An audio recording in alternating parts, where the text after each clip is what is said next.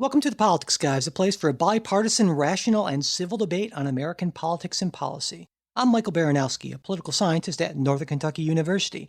With me today is my regular co-host, Cleveland area attorney and Republican factotum, Jay Carson. Jay, Hey, how are Mike. you today? I'm a little under the weather, but I'm gonna struggle through. You sounded. I like that the sort of the show must go on attitude. This is how dedicated Jay is, folks. I think it's I am, impressive. yes. All right. Well, it's been a little while since we've done a listener mail comment critique show, and we have more than a few comments, critiques, and questions that have piled up. So if you're ready, Jay, we will get right to it. Fire away. All right. We're starting first with Dylan from Oklahoma, who writes, "Hey guys, been a patron since last January and I upped my pledge in July. I'm happy to help you guys go ad-free, put me firmly in the anti-ad camp." Woohoo. Thank you very much. We appreciate that. And he writes, "I wanted to get your thoughts on the congressional authorization of use for military force. I'm a veteran of Operation Iraqi Freedom and came away from there a lot less convinced we needed to be there. Military force has a limited benefit, high human cost, blowback, and should be used only when absolutely needed. Used as a scalpel, not a sledgehammer, in other words. But the AUMF is so broad that the president can basically start lobbing sledgehammers at will. Is Congress aware that they've essentially surrendered their constitutionally given right to declare war? If so, why don't they seem eager to reclaim it? At the very minimum, it should be brought back up and reauthorized. The president needs flexibility to respond to immediate threats, but I think the AUMF is far too broad. The world has changed a lot since 2001, and we've learned a lot more about the type of threat we're facing.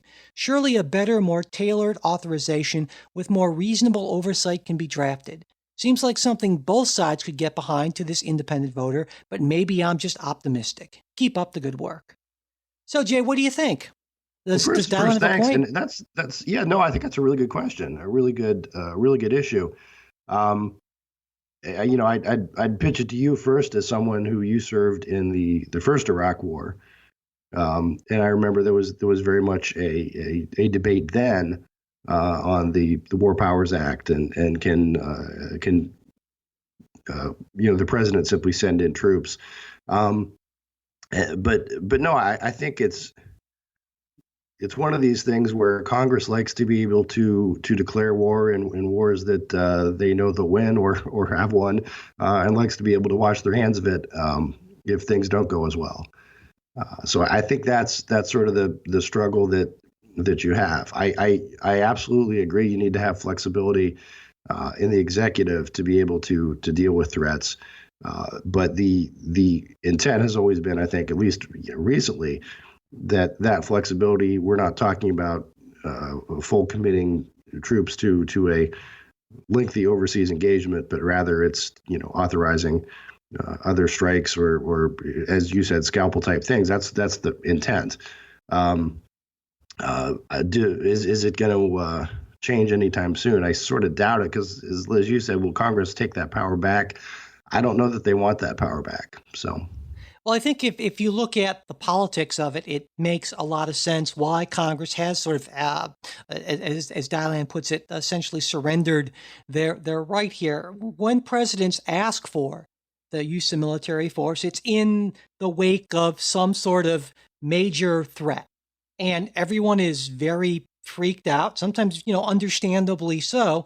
And the last thing any member of Congress wants to be accused of is tying the president's hands to respond to this threat to the country. And so that's why these authorizations are written in such a broad way. Say, well, we just want to make sure that we do anything necessary to, take care of this threat. And get the bad guys. Yeah. Exactly. And then even years after, because we're still working off of that 2001 AUMF, and no one really wants to go back and say, well, should we now tie the president's hands to respond to the threat of terrorism? And that's kind of a hard sell. I mean, it's probably a slightly easier sell for Democrats than Republicans, but still, that's one of those issues where it's just going to be very tough to say, to get Congress to go along, especially if there is some sort of attack or something like that, and the executive could say, if we had had that authority from Congress, this may not have happened, and that's the last thing any member of Congress wants. Right. All right. Moving on, we have Stephen who writes, I just listened to your latest podcast. I wasn't aware so many people from the UK listen to you guys. Neither were we, actually. We think it's great. He said, I was wondering if there'd be a way to ask those listeners whether they know of any UK political podcasts with a similar format to yours. All I've been able to find are mainstream media produced podcasts from like BBC, Sky, The Guardian, The Times, that sort of thing, or partisan podcasts like the Mogcast. I'd love to listen to a UK version of what you guys do. In terms of US political podcasts, yours is the best I found by far. Keep up the amazing work. Oh, thank you. Yeah, thanks very much, Stephen. We could do this with British accents or something. There you go. But I wanted to read Stephen's letter just so if we have a lot of listeners from the UK. So if you know of any podcasts that sort of are like ours but deal with issues that are related to the UK, then please just send us an email, let us know, and I will pass that along to Stephen. I'll actually mention that to everyone, so people who are interested in that would be totally fun to do an international guest host that would swap be kind interesting. Yeah, that would be kind of cool. That's a great idea, Jay. All right. So again, if you want to get in touch with us about that, you know how to do it. mail@politicsguys.com. Next, we have Steve, who is an RN. And Steve writes, I have deeply enjoyed your program over the last 3 months, finding the constructive and non-threatening, non-divisive dialogue between the left and the right stimulating and engaging. It's a model that our politicians should adopt to foster improved communication instead of regurgitating the same old talking points and avoiding true dialogue. I did have a very strong disagreement with the statement made by Jay Carson regarding the decision of the doctors in Canada declining a pay raise to shed light on the plight of other healthcare workers. In Canada and the United States, the workloads for nurses have dramatically increased, putting patient safety at risk. This equates to having more patients to manage on a daily basis, often with mandatory overtime. This is due in part to a large number of nurses leaving the profession due to the demands of employers or retiring from the profession at numbers that schools cannot easily replace. Would you recommend a truck driver drive for 24 straight hours because the trucking company is short on drivers? Would Mr. Carson accept 100 new clients or cases, knowing he cannot adequately prepare for these cases and leave his clients or cases poorly represented? Would Michael Baranowski accept double the classes he teaches daily, knowing full well he could not educate them effectively? I know that's not a public safety issue, but it's still part of the argument. The discussion on healthcare felt unprepared and did not discuss or address the concerns of healthcare workers that are based on the patient's safety or for improving patient outcomes.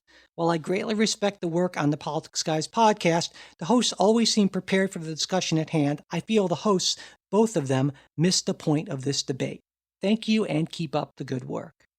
So, Jay, what do you think? He kind of addresses both of us there, but originally you about the doctors in Canada, the declining a pay raise and that sort of thing. But it seems like the main question Steve raises is one about working hours, working conditions, perhaps endangering public safety or patient safety in this case.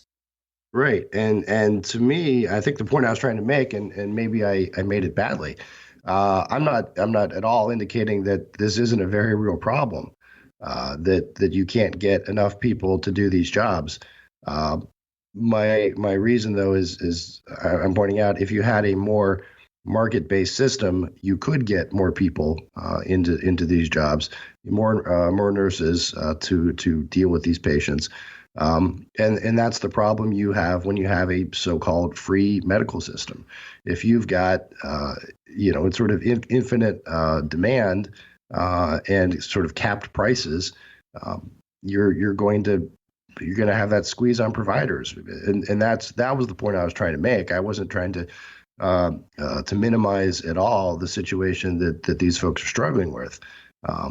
But my point was the reason they're struggling with it is because of its you've got this government run type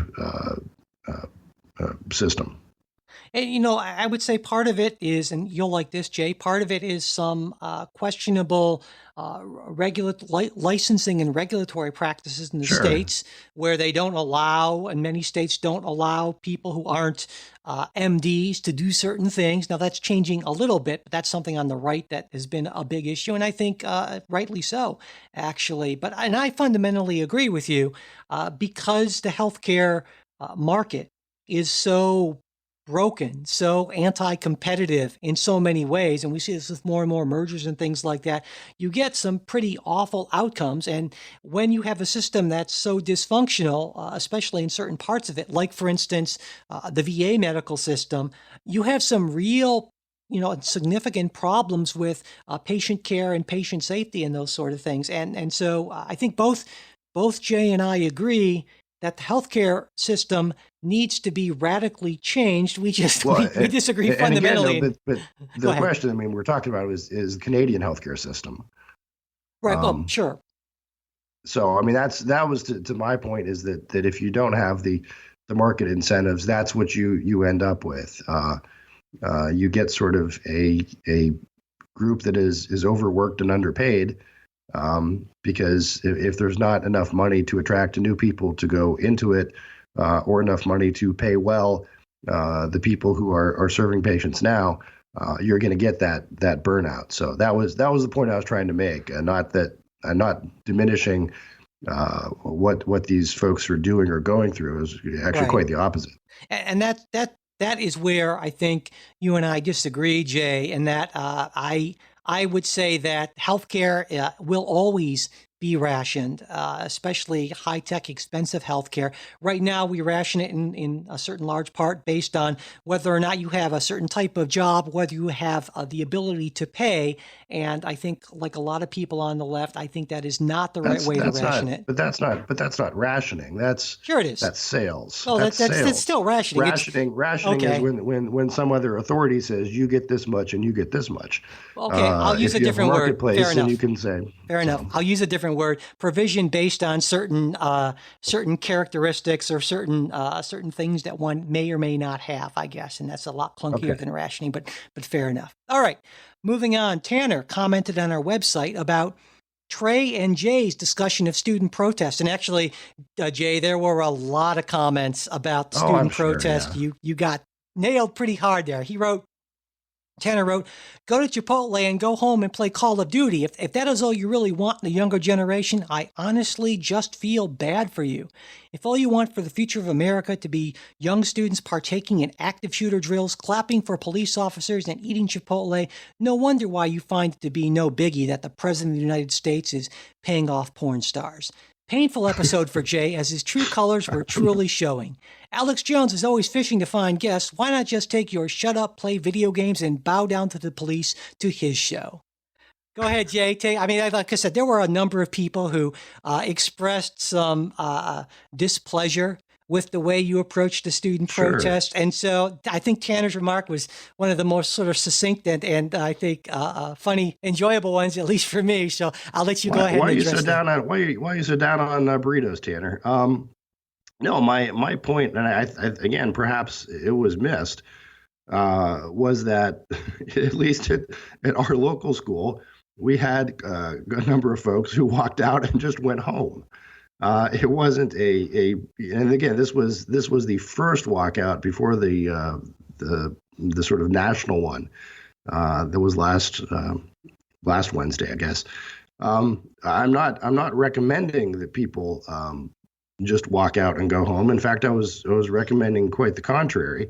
When I said doing the active shooter drill and showing appreciation for law enforcement, I think that is a completely appropriate thing to do, because it's going to do more for to prevent these kind of things, or to make sure we're prepared for them. My concern, not my concern, so much of what we do in these protests, it's value signaling. It's the feel good. I'm here. I'm for good stuff. But you're not actually making a difference. Not actually moving the ball. And then again, this is the sort of the irony that Florida adopted much of what the Parkland student agenda had been. They raised the age for buying assault weapons. There have been changes to background checks. At the federal level, Marco Rubio had taken a lot of steps to improve background checks, to allow for better mental health screening to keep people from getting guns. And then what these folks came out and said is that he has blood on his hands. Now, again, to me, this is just it's a culture of protest, and it's fundamentally kind of meaningless. And I know this hits a nerve with the left because it's a lot of fun to go out there and wave the signs and the yell and F the NRA and all that kind of stuff. And then sort of step back and say, "Oh, I'm being engaged. I'm doing something constructive." No, you're not. You're really not doing something constructive. And I think that's my point. Is that when you have these, again, feel good sort of demonstrations. I think people are just fooling themselves, and it's just sort of this navel gazing and value signaling and virtue signaling, I should say. Right. Um, Now, so there was one other slightly different take on this from Brian, who wrote in on our comments section. And I won't read the whole thing, but just as a general sense, I wanted to get your take on this, Jay. Brian suggested that you seem to be a big fan of the First Amendment, but not in this case so much, only when it has to do with the president or corporations talking about whatever corporations want to talk about, and that while you have in the past said it's kind of not right to show disrespect to someone just because you don't respect their opinion, that you essentially insulted an entire group of young people who were just trying to voice their opinions as sort of, as he calls it, lazy, smug, entitled show ponies, which is a great phrase. I should have thought of that. Yeah. Do you want to address especially the First Amendment issue? Well, yeah. I mean, I've got no. Here's the thing, and this so often our debates kind of stumble into this. Well, they have a First Amendment right to do that. Sure, absolutely, and I don't think anyone was questioning that you have a First Amendment right to speak and march and protest and do all this stuff. My question is the wisdom of it. So I have no issue whatsoever with saying that they have a First Amendment right to do. Now, there's also a thing of you may have consequences if you skip school and you don't get credit for whatever the test you're supposed to have or something. But absolutely, you have a First Amendment right in that no one will arrest you for this. So I think we're maybe just crossing streams there, I guess. Right. So would it be fair to say, Jay, that while you absolutely respect the right of anyone to protest, is it fair to say that you don't necessarily respect the protesters' views, but you don't have to respect their views? All you have to do is respect their right to protest. Well, I don't even have to respect the right to protest, I guess. I mean, I think it's just, that's the law, I mean, Sure. they have a legal right to do that. But you believe in that. I mean, as a general principle. Yeah. But you think what the, I don't think anyone is arguing that right should be taken away. Right. My point was okay. that the type of protests that they're engaging in is at a certain level kind of shallow, and I don't think is going to get anything done. Let me back up. I mean, I guess here's the question: why are you walking out of school? Right? I mean, what did the schools do wrong? Well, yeah, I don't think it has anything to do with the schools. It's just a way to make that point to draw attention. But exactly, and that's sort of my back in the '60s when you were protesting their draft, people would burn their draft cards. There was sort of when you wanted to get service in a restaurant that was for whites only, you would have a sit-in at the restaurant. So my point is that walking out of school, if you're mad at the NRA, and again I don't know how you get from A to B to C, to say, look, here's a school shooting. I'm mad at the NRA. I'm going to walk out of school. To I, me, that's where I see this is just sort of. Um, and that certainly is, the common thing we've heard on the right is this is sort of pointless virtue signaling by, well, lazy, smug, entitled show ponies, as Brian puts it. I see it, obviously, as you wouldn't be surprised, very differently. I found it inspiring. It made me feel some hope. I think what these kids are doing is courageous. I'm proud of them, and sure, a lot of times it might not necessarily get them exactly where they want to go, but the fact that they're not just sitting back and doing nothing, that they're trying to make their voices heard and illustrate in the strongest way possible how important this is to them. I think that's a great thing. Democracy in action, and I just loved it. all right. Well, Okay. I think I said before that rebellion is very easy to sell to the youth. Um, and I would wonder if the slogans and the signs and so forth that were visible at this march, if that was grassroots by these kids, or if it was if they are being played by activists. Yeah. Just one final thing before we move on this topic. You wouldn't, though. I mean, you're not okay with the sort of things that like Laura Ingraham did, and kind of just taking shots at the kids, basically calling them whiners and all that. Because of course, a lot of advertisers have been, pulled from advertising on her show by making kind of a comment about that one of the lead people in the protest was a whiner because he didn't get into some schools that he wanted to get into, that sort of thing. I mean, you don't think that's appropriate, do you? Or do you? I don't know. No, well, I'll tell you, I'll be honest. I haven't heard what Laura Ingraham said or didn't say. Um, as I said, it was kind of a crazy week, and I've been under the weather. Um, so I can't, I can't comment on what she said as to whiners or who she's talking about. My point though wasn't to criticize students or any particular person in this, but to just take a look at the idea of, is walking out of school actually a constructive Right. way Okay. to address this, as opposed to something else. Okay. All right. Well, let's move on from that. Give Jay a little bit of a break since he is under the weather. Let's go on to Jesse, who writes, congratulations on a very engaging show. I've become a regular listener over the past month or so.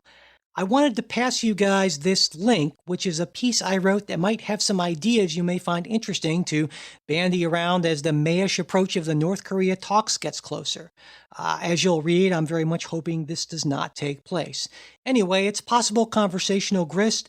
Kudos on your well-informed and refreshingly civil contribution to the discourse. Now, I read and really enjoyed Jesse's article. It's called "Nuclear Jenga in a Bouncy Castle." It was a lot of fun. It was interesting, and I think a lot of Politics Guys listeners will like it too. So I wanted to mention it on the air, and also we'll put a link to it in the notes for today's show. So I think you'll enjoy it. All right, moving on. We have Seth commenting on our Facebook page, writes, I'd like to hear more about Jay's views on the thought of Edmund Burke and its contemporary application. He uses Burkean a lot, and I've not yet heard his own definition thereof. If he's defined it, I apologize. It might have been in one of the few episodes I've missed. So, Jay, now we could both probably take this one, but he specifically addresses it to you, Seth does. So why don't you start, and then I'll kind of chime in. I know we talked about this before, but as this is pretty central to a lot, I think it's been very important in formulating our political thought for both of us. Now, we've gone in different directions, but that's still sort of foundational to both of us. So why don't you start, and then I'll kind of take my particular twist on it. Sure. And I think what he might be referring to it was last week or so when we were talking about social media, and I said we needed to sort of come to some sort of Burkean type of consensus as to how we deal with this. One of Burke's major premises was that so much of the way we govern ourselves isn't through a government; it's through traditions and hierarchies, and there is a something that's an unwritten law of, you don't tug on Superman's cape kind of thing. So, and that in the end, these types of relationships are more flexible, allow for more personal freedom, and can be changed over time. He was, of course, a big critic of the French Revolution, Rightly which so. threw out, yeah, which threw out so much of what had been sort of societal traditions just completely out the window. Um, to remember again, if people don't always think of this, I mean, the French Revolution wasn't just a political revolution; it was changing politics. It was throwing out, the church. It was against the monetary system, the way things ran there. It was a complete revolution. I mean, as compared to the American Revolution, Yeah. which was just hey, British, get out. We want to run things on our own like we did 100 years ago. Seriously radical is what it was. I mean, they wanted to Yeah, remake society and people and life, and it was a big stinking disaster. And Burke knew it was going to be, and he was right. right. And you had a whole lot of people who got their heads chopped Yeah, off. exactly. And that was sort of his way. So, I mean, in terms of the way we talked about this social media, I think my point I was trying to make there was this is one of these things where it's so new. We haven't sort of created those unwritten rules of how we deal with this and what we do with this. So that was kind of how I was used Burkean in that sense last week. But generally, when I talk about Burke, it is to look at that idea of you are governed less by your government and more just governed by your society or culture. Right. And I'm Burkean in that sense as well. I think anyone who has been involved in an organization trying to codify things, to make rules, finds out fairly quickly that one of the problems with that is so many of these things that we do and know, when you try to put them in legislative kind of specific language, number one, it's very hard. And number two, you can think of 1,000 loopholes. And so actually putting something down like that can actually take a situation and make it a lot worse. And that would be my argument often. Yeah. Yeah. I mean, I've seen that in practice. Now, I've never been in an elective office, but I've been deeply involved in university politics. And let me tell you, that's very often the case. And I know that it's like that from people who are in the larger political world. And so I certainly agree with that. That being said, the other side of it is that we do need certain rules and certain things written, if not in stone, certainly, etched pretty strongly to protect, I think, vulnerable groups and other things like that. And I think the debate is over how much of that do we need. And if you go too far in one direction or the other, you run into some problems. Now, with the situation with Facebook, I think one of the problems with a lot of groups, and this will maybe take me off into kind of an economic policy sort of argument or what have you, is that in an ideal world, there wouldn't be these huge network effects and there would be robust competition for social media. And so if someone if a company like Facebook was engaged in practices that were, that a large percentage of the public objected to, they could easily and frictionlessly move to another network. But of course, that's not how it is. And this is, I've actually wanted to get someone on the show to talk about this. Both you and I, Jay, I think agree that a competition, healthy competition, robust competition is essential for in our society, and it's just almost an unalloyed good in many instances. Mm-hmm. And in many ways, though, we're seeing the decline of competition, which can be very problematic, and it's for various reasons. Maybe it's Facebook has you locked into a social network and there aren't any good alternatives, or Amazon has you locked into their, buy now Amazon Prime sort of network. And so when you don't have those alternatives, it can be very difficult to sort of make the sort of non-law-based change and kind of punish them that way. And so you need things like antitrust laws and other things in those instances. But that's kind of another argument. I know I've kind of gone far afield, but I guess with all this stuff going on with Facebook and so forth, I've been thinking about it an awful lot. Yeah, So I would say, I mean, the criticism of a lot of Burkean thought would be that not all traditions are good, Mhm. uh, and that's something else I think that you deal with um, some of the ideas of how we ran society 50, 60 years ago were not good, and it's good that they've changed. Now, again, the Burkean approach would be the better way to have this changed is by sort of a slow moving, heart winning hearts and minds, so to yeah, speak. Um, and to me, the fact that let's talk about something like racism.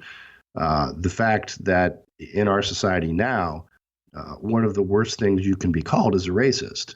That is sort of Burkeanism in action, if you will. That carries a stronger social sting than any sort of statute or something like that. So I guess that would be a good example of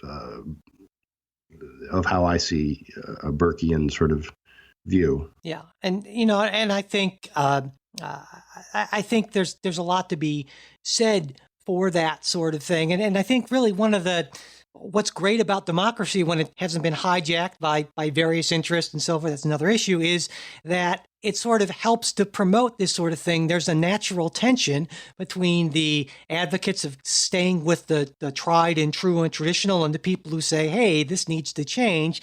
And we shouldn't shy away from that tension, but that doesn't mean we should demonize our opponents who are slightly on the other side of one of those views, whether it's, I don't know, medical marijuana or whether it's gun laws or something like that. That's how we move forward, by respectfully engaging with people whose views that we may not share because they are more traditionalist or more progressive than we are. And that's the sort of thing I'd like to think that we promote on the show.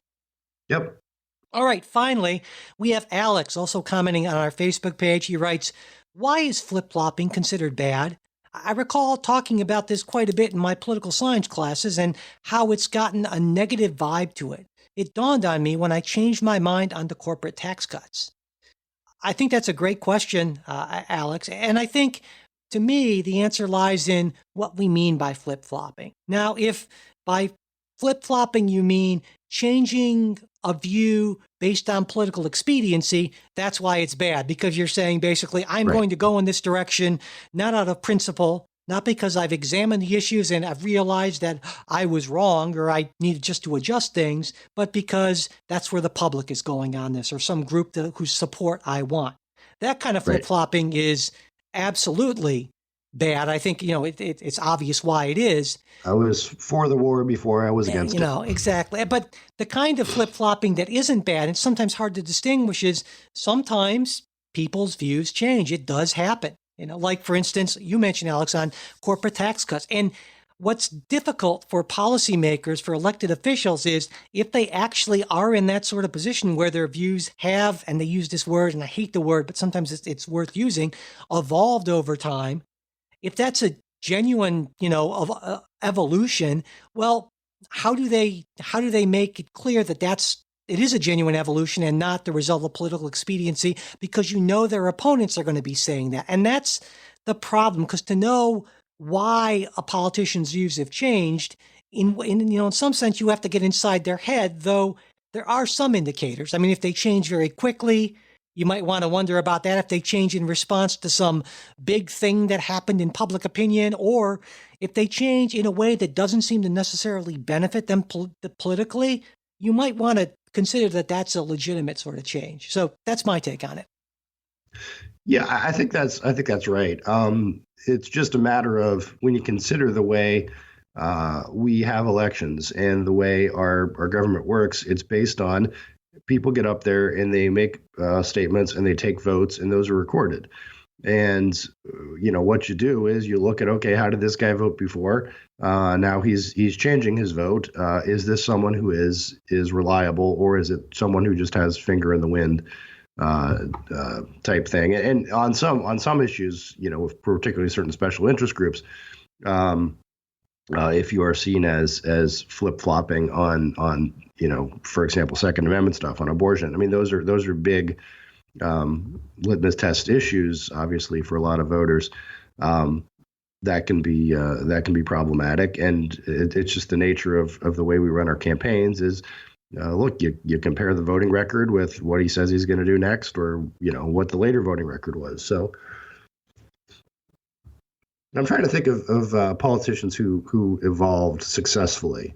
It's difficult on that. It's difficult to find that. I think you'd have to, I think give it some thought, but yeah, most of the time when we think about this sort of thing, we think about, for instance, President Obama, whose view on gay marriage evolved. I don't think it evolved. I think he was a pretty strong proponent. It was the same all along. Yeah. He just didn't voice it. Exactly. And, the argument you can make is, well, if I voice this, it might make things actually worse for the cause I believe in. So therefore, that's a reasonable political consideration.